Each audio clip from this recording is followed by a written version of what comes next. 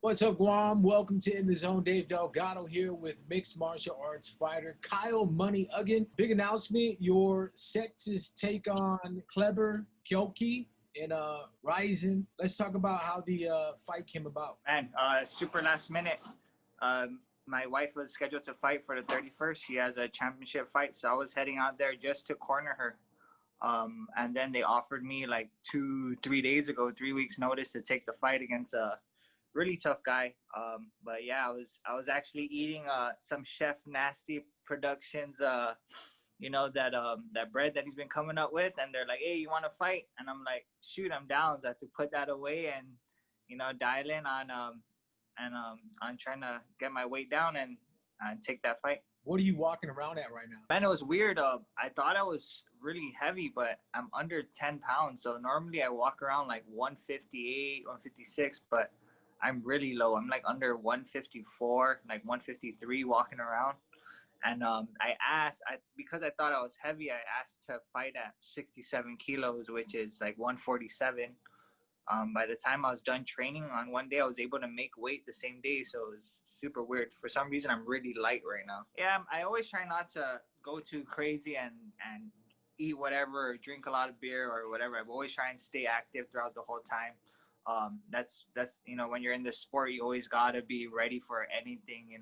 I wasn't expecting to fight till next year, but I was always constantly training.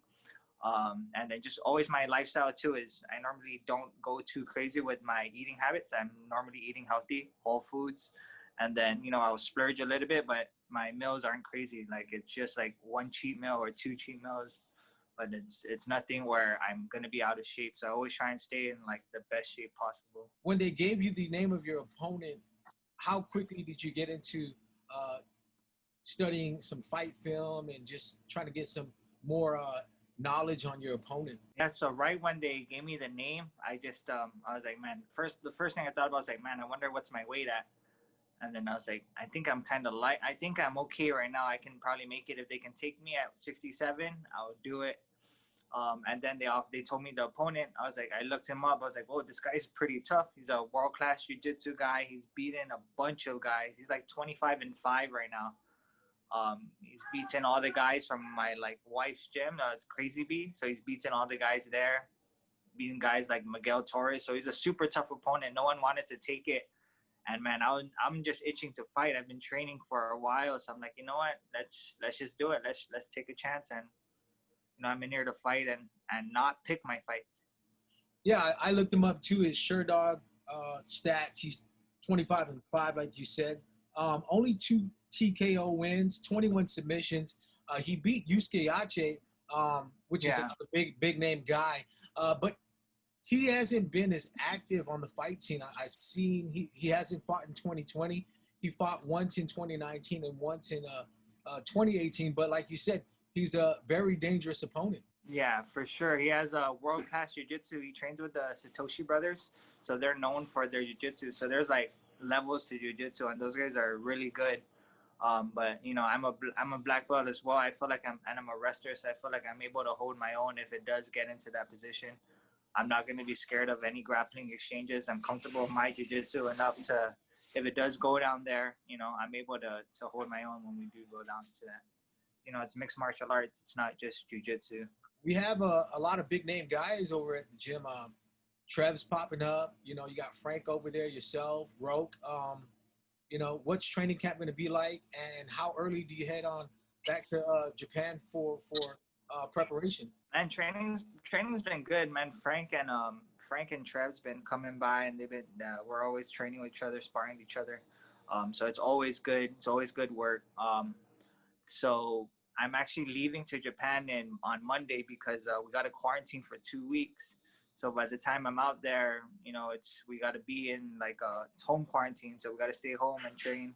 But then Ursin's there, so he'll be able to help me out while I'm out there. So I don't think I'm gonna get the full like training experience, but already all the hard work should be done already. So I should just gotta fine tune some stuff while I'm out there, and just more so game planning, conditioning. There's not really much I can do while I'm out there besides that. Hard sparring's done already. Not only are you going to be representing Guam and all the guys over there at Spike, but then, like you said, you're also going to be kind of repping for the wife's gym and the guys there that want some redemption. Yeah, for sure, man. Yeah, he's submitted all the guys, so I'm just. It's a really big fight for me, man. I'm already on a 2-fight losing streak, so I need to get this win. That's something that I really want right now, and that's for me personally. Yes, it's to represent the island and the other gym, but me personally, this is what I love to do, and I'm on a 2-fight losing streak, so I'm hungrier than ever. You've been in the fight game for a while now, so um, and luckily for you, no major injuries, but just overall, how's the health, how's the mind, and how's the body? Man, the body's good. The body feels really good. The mind just, I wasn't expecting to fight. It was just going with emotions. Always training. This is what I'm used to. At the point, I didn't have like a drive to compete yet. It was just, let's just get this. This year is crazy, so let's just get this year over, and we'll figure it out next year. But when the opportunity presented himself, it's the mind just opts to switch into competition mode. It was like, okay, now we got to dial in and stay ready for the fight and stay focused, and let's try and get this W instead of just going through the motions. A lot of times I get caught up in that where it's just like, oh, we're doing the same thing every day, and there's really no progression. Whereas you think about and you get focused onto what you're trying to achieve, then you actually can become victorious in whatever you're trying to do. And it also must be a blessing too to be able to home quarantine while you're in Japan and not be in a hotel, because then, of course, nutrition and trying to maintain your weight will also be a main factor. Yeah, man. If they were to put me at a hotel quarantine, if I was out there, I don't think I wouldn't take the fight. There's no way I can, run or get my cardio up within 2 weeks out there. So blessed that I'm even able to go out there, because tourists are not even allowed to go into Japan. But the fact that I can get a working visa to go out there and compete, that's a blessing in itself.